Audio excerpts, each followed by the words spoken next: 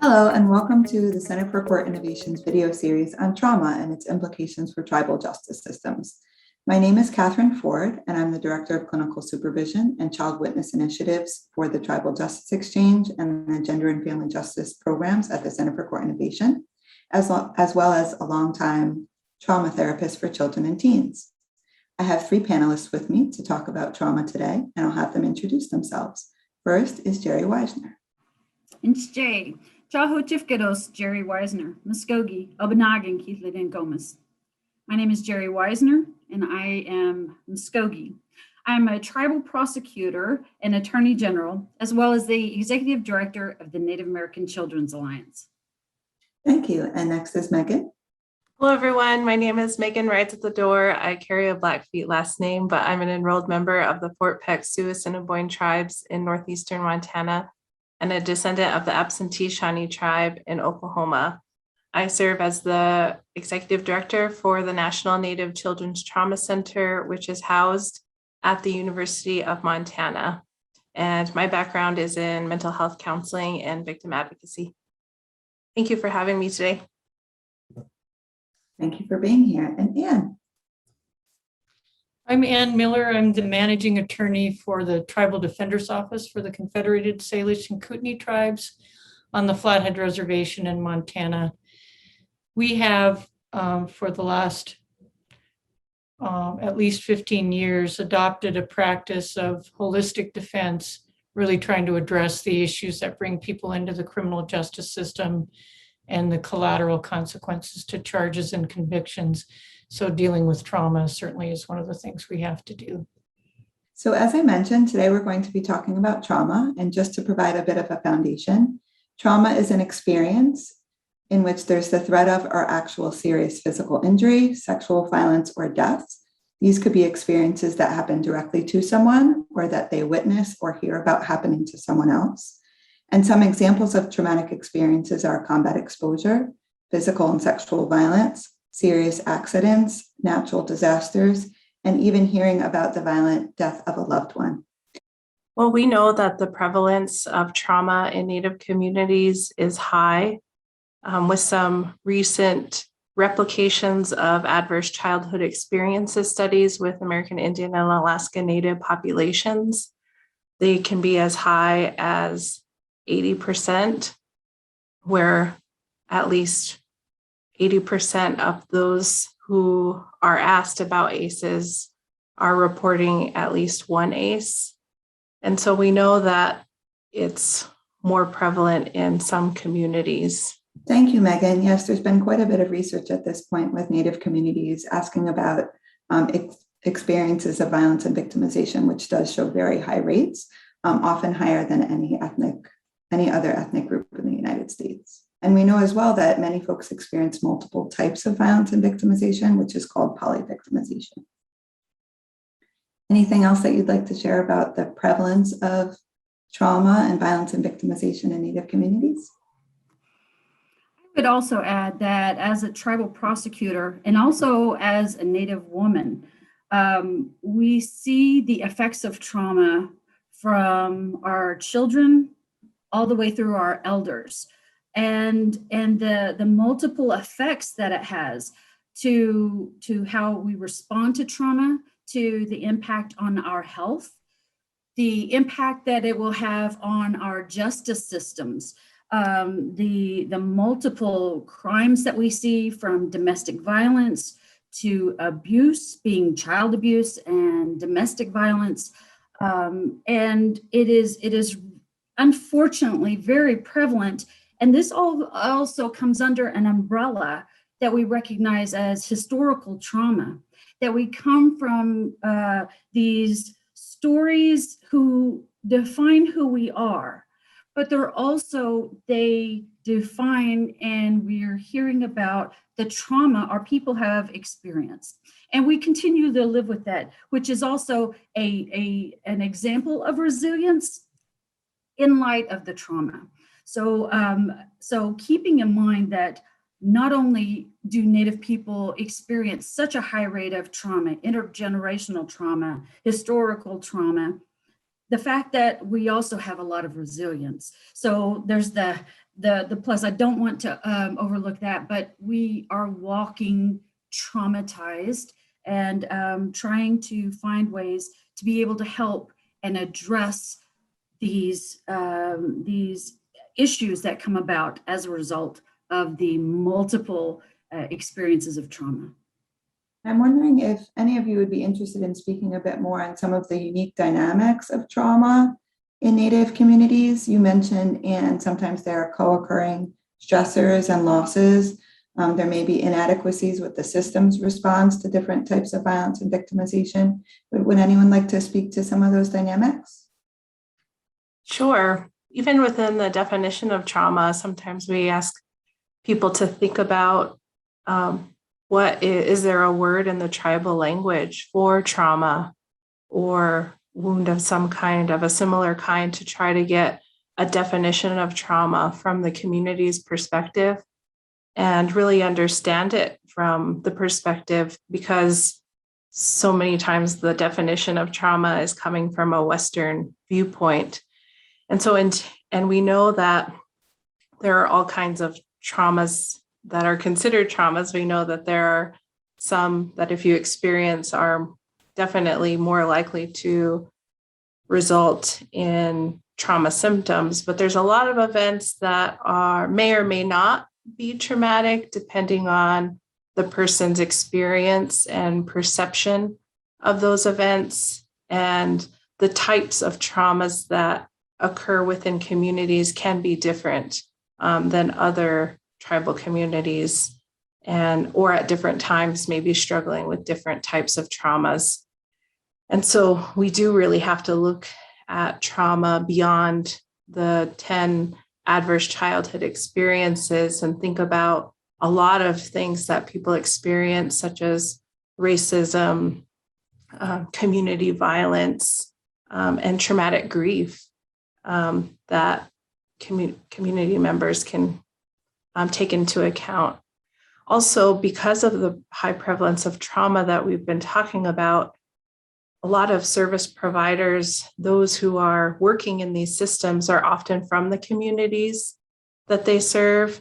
And so when trauma happens in the community, it affects them differently, as this may be, these are maybe their community members, their neighbors, their relatives even. And so it really can have more of a direct impact on service providers who are working in these communities, not just secondarily, but also directly in that way. Thank you. I'm wondering if any of you would be interested in speaking more about historical and intergenerational trauma and the impact on Native communities, what that looks like. Sure.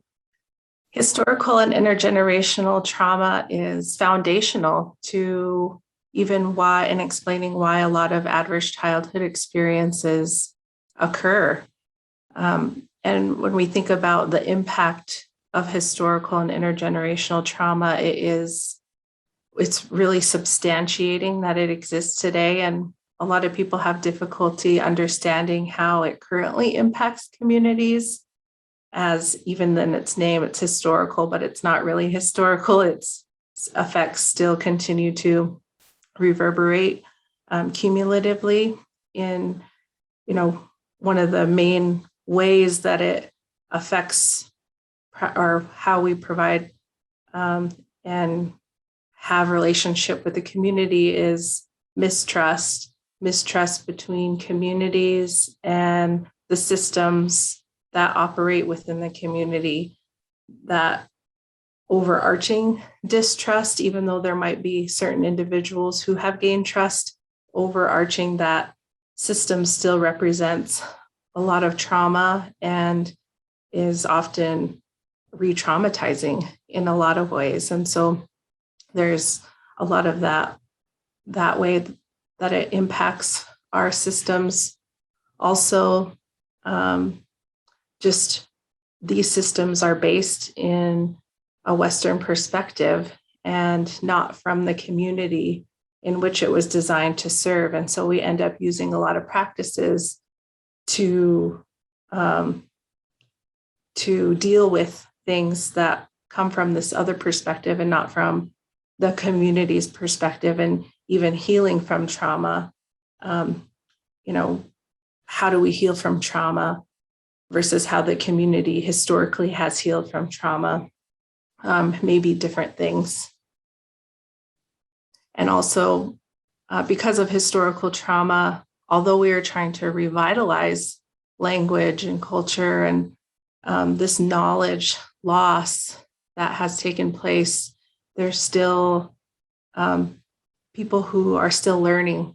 And so as the system works to find out more information to be culturally responsive, sometimes are at a loss or have, really needs to work with a lot of community members to begin to start and really understand the cultural knowledge that's within the community and be able to utilize that within their work. I would also add, if I may, the historical trauma and growing up in a Native home, we not only learned about history and things in the United States in school, but we also had an education of different sorts when we were home, in our homes, and during times of ceremony and other gatherings where we learned about our tribal history. And a lot of that included a lot of trauma. For example, a lot of our tribal ceremonies and religious practices were outlawed. And we were forced into either Christianity or some form of other religion because our practices were against the law. So there was a loss of identity, a loss of who we are. Then there was the forced migration with manifest destiny. Tribes were moved from their original homelands where their people were buried, where their identity resided, and forcibly moved somewhere else. That was a huge, and in the process, they lost thousands of our tribal people in that movement. And that is wrecked with trauma and the stories and the songs that go along with it.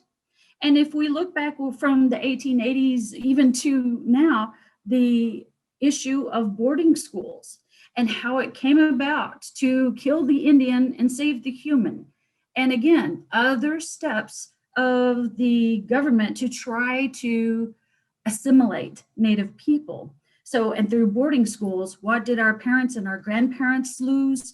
They were beaten for speaking their language, for doing anything that reflected their cultural identity, running away, just trying to collectively hang on to something as to who we were. Even physically, when our hair was cut short, that represented that we were in mourning, both physically and emotionally. There were those feelings. And we look at when, as they got older, our parents and grandparents from that time, they replicate as parental figures, if you will, they replicate what they experienced. So the harshness of a matron, the cold hand or the cold feelings toward all of these children, from Carlisle to Chilocco to all the many schools. And then those are our parents and grandparents who, because of that trauma, they didn't hug their kids. They didn't know how to love their kids. They didn't know how to parent them. And so that's another loss of cultural identity, but also that trauma of having to get by, learning the English language. And that's what they also pass down to that next generation that continues that. So in the context of historical trauma, we are representative survivors of the many attempts to force Native people to lose that identity. And through that resilience, here we are, but we are bearing the scars of that trauma. I can speak to a little bit it's more of a recent history issue, but I wanted to build on the comment made about mistrust. I work in a public law 280 jurisdiction, which means that the state has concurrent jurisdiction over tribal members for felony offenses. And we have a history on the Flathead Reservation of disproportionate sentencing of tribal members. And there are, I think, changes in place, but I know that my clients and their families still have that distrust of the state system in particular when someone is going through a prosecution in the state court, that the idea that they will not be treated fairly because of the history of how Native people were dealt with in the state system. And how that's interpreted often by state court practitioners is that the Native people appearing before them are simply uncooperative. That distrust is often seen as disrespect, but really it comes from a real history of how their family and the community's been treated. Thank you. And Jerry, I'm wondering if you can speak to how that plays out with crime victims and survivors as well. Well, with respect to crime victims and survivors, there is a number of responses that those systems feel toward, from the traditional old school mind of thought, I would say that, they just need to get over it, or, their people are used to such ruggedness, and that's just the way they are. That's often attributed to not only the suspect, but as well the victim. That's what they're used to. I would say also as a result, a lot of Native people, although I see this trend, a lot of Native people don't always get the type of support and resources as a result of that. And that's where I feel a lot of our advocates and the advocacy work that is going on, because of the need, I see them very active in tribal court, very active in federal court, but also following through in state court, because the resources aren't always made available to many of our Native survivors and victims. Thank you for joining us today for this conversation on trauma and implications for tribal justice systems. I'd like to thank my three panelists for joining me in this wonderful conversation, and thank you as well for joining us.